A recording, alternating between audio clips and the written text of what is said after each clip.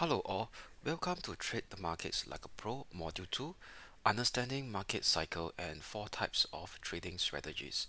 So in this module, I'll share with you all what is a market cycle and its difference from the economic cycle, as well as a brief introduction on the 4 basic types of trading strategy that a trader can actually adopt.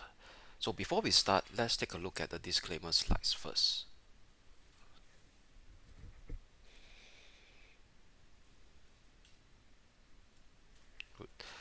Alright, so basically we got to understand that the market cycle while we are trading in, let's say for example, the stock market versus an economic cycle, they are actually two different elements, or they actually move differently in terms of timing. So I will actually use this particular chart to actually illustrate to you all.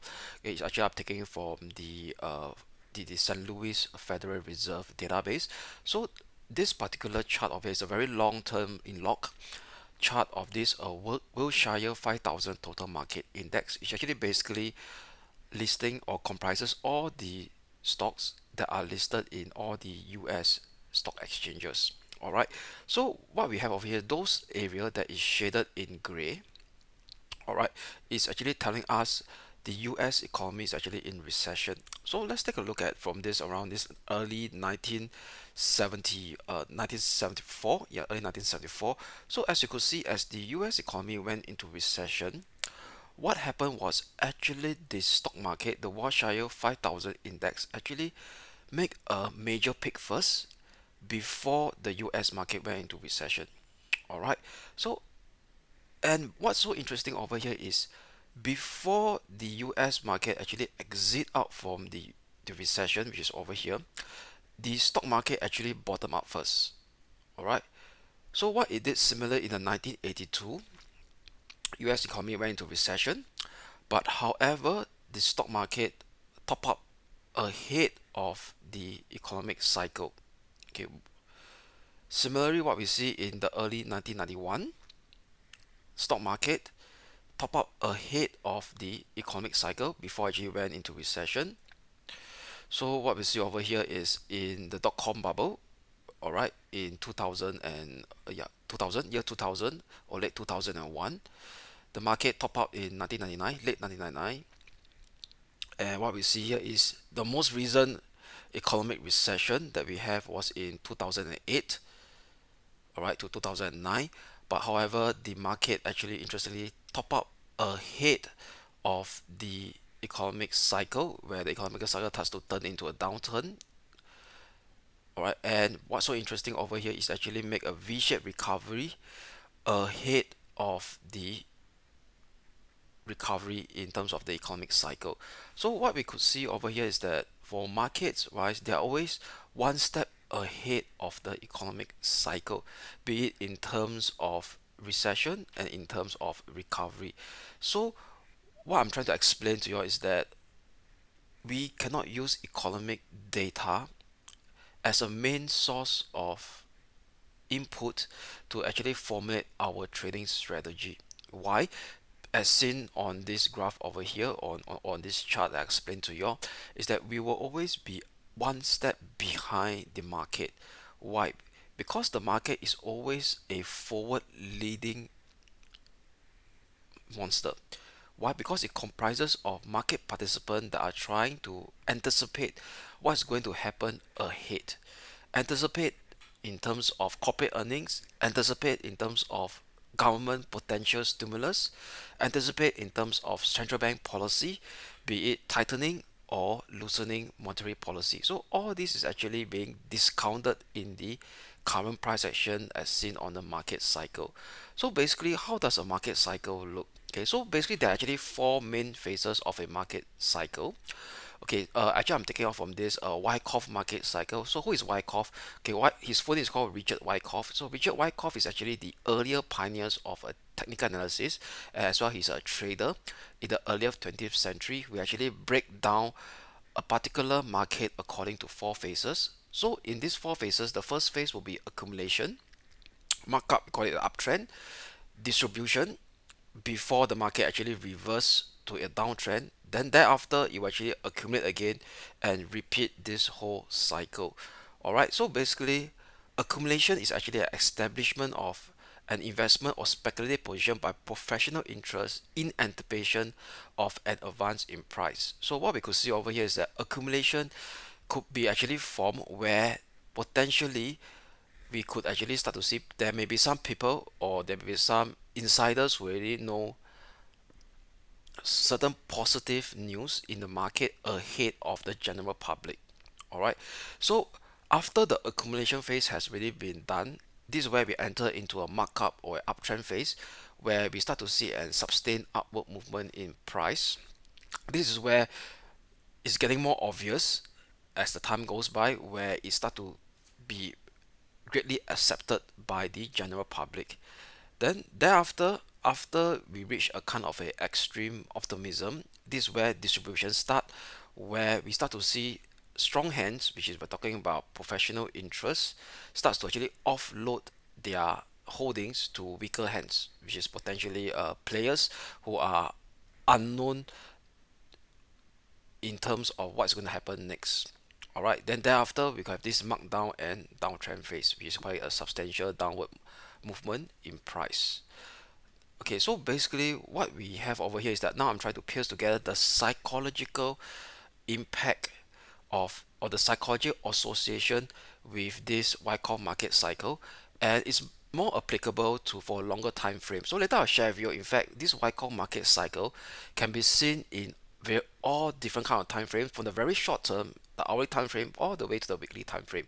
So, but however, for a better, we call it a build up in terms of market psychology, it can be seen more on the longer time frame chart, like the daily chart, and above. Okay, why? Because if you go to the very macro chart, let's say the hourly or the 15-minute chart, this is more I would say that it's more short term, which is more driven more on order flows, all right, rather than market sentiment. Okay, so during this accumulation phase over here, there's actually disinterest in the market. Disinterest as in nobody bothers. Sentiment has been very very weak. People are starting disinterest in risky assets like stocks or corporate bonds, or start to actually ignore potential positive news that can happen in the economy. All right. Oops. Okay, my apologies. Let me go back. Okay, so over here, once the price starts to do a bullish breakout, that even might call no one cares, means there's no one making any noise regarding about this potential bullish breakout. Media news is still relatively quiet to actually pick up on the potential change in the trend. Then thereafter, we tend to see a kind of a pullback, which is very close to the this we call it the breakout line. We call it the pullback support level. So this over here, when this market start to pull back over here, and it start to shape a potential push up, a sharp push up, this is where the belief has start to come in. The more positive beliefs start to come in, where media or media news and the general public getting a more and more acceptance of this strong move up. We call it the markup or the uptrend. And thereafter, as it starts to move on to the last few leg over here, we start to see fear of missing out behavior coming in, and we start to see social media right now. A lot of advocates out there that suddenly social media account holders starts turning into pros, advising people that you need to actually be participating in this market. All right. Then thereafter, we start to see price start to go sideways for a couple of long period of time. All right. But however, to in the social media space right now, or even in the general public, the opinion is going higher. All right. Then thereafter, price start to do a sudden breakdown to break below this major support level, and usually this is where the markets participant at that point, most of them start to actually saying that, hey, this could be a wrong move and it's still bullish. And we start to see a fake rally where there is hope coming into the place over here. Then after that, you start to see the price action breaking down below this previous swing low. This is where general public getting more and more accepting of this. Hey, right now the market has really started to turn down into a sustained markdown period, which is a downtrend. That once it hit the rock bottom, this is where panic starts to come in, where everybody say that, hey, now it's time to sell everything, and be very very afraid to own any stocks or risk assets. So this is where a panic starts being formed and the market starts to recycle itself back to the accumulation phase again. All right. So, like I explained earlier on, is that market cycle can be seen in all time frames. So, let's say if you look at this 1 hour time frame of the US Nasdaq 100 on our CMC market platform, this is a 1 hour time frame. It's quite a short-term time frame. So we could see that this is the accumulation phase. Over here, this will be the markup or uptrend phase. Over this point in time here, we will start to see the distribution phase, and after that distribution phase, we start to see a markdown or downtrend phase. So this is on a very short-term chart. So if you go to the daily or the medium-term chart from here, similar factors as well. Accumulation phase. Over here, the markup and uptrend phase. A small little distribution phase. Then thereafter, a markdown and downtrend phase. All right.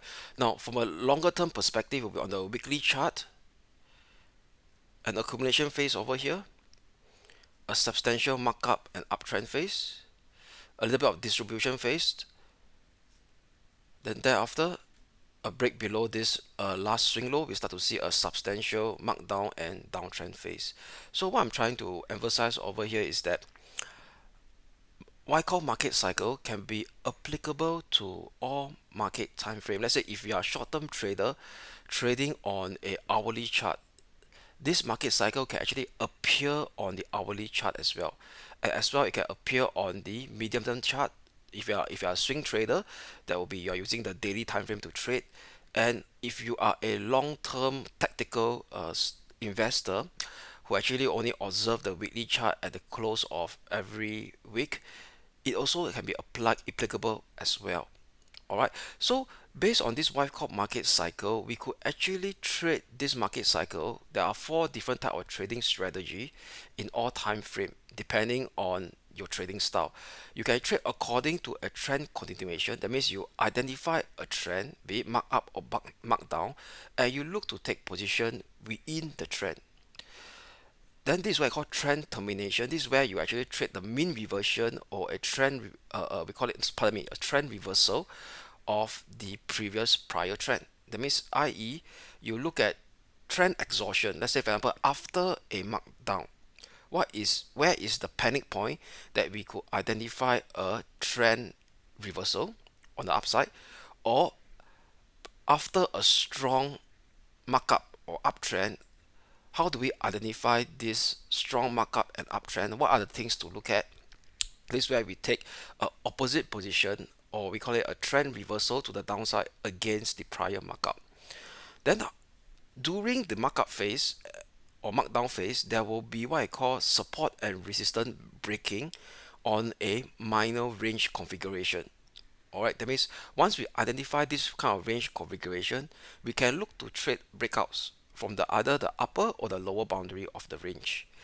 Then let's say if we have an opinion that, hey, over here, this particular range configuration is still not breaking up or breaking down, depending on certain indicators and certain price action that we got to actually validate or have a high probability trading setup based on this range bound configuration trading, we could actually trade on the retest or near the lower or upper boundary of the range.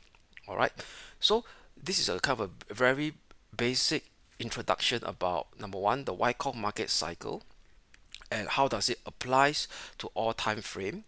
And within all time frame, there are actually four different kind of trading strategy or four different kind of setup that we could actually use to actually take advantage of the market cycle, which is trend continuation, trend termination, support or resistance breaking, or support or resistance holding. And in my next module, I'll share with you how to identify support and resistance on the various time frame chart. So with that, have a great trading week ahead, and I see you all next in my next video.